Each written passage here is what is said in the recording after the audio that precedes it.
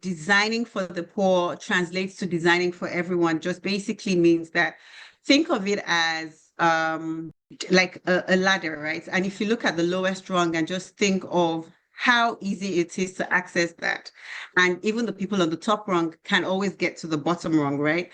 So when we say we design for the poor, we're designing in a way that gives access, that democratizes access to everybody and ensures that nobody is left out. When you design for the upper sort of echelon, you're leaving those people out because it's harder for them to sort of understand the dynamics or concepts or even the approaches that or even the complexity that you design with those people in mind. And I'll give you a real life example. One of the campaigns that we've been driving at Sefina, it's under the Inclusion for All advocacy initiative, which is just a pro-poor platform.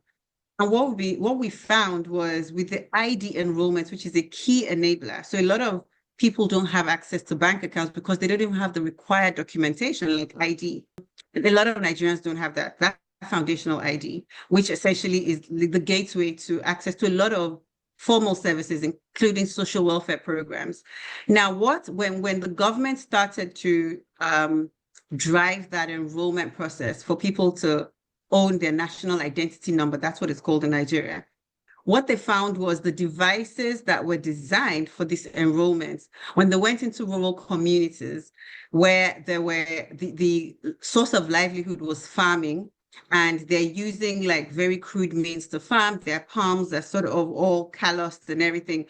When they had to sort of input their fingerprints, so to capture their fingerprints on that device, it was difficult, it was impossible because of the nature of work that they do.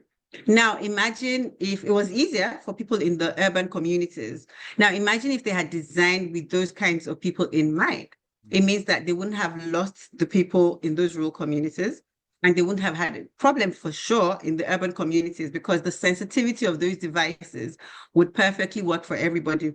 And so that's sort of the thinking behind it. Like design is in a way that is simple enough to be encompassing so that it leaves no one out.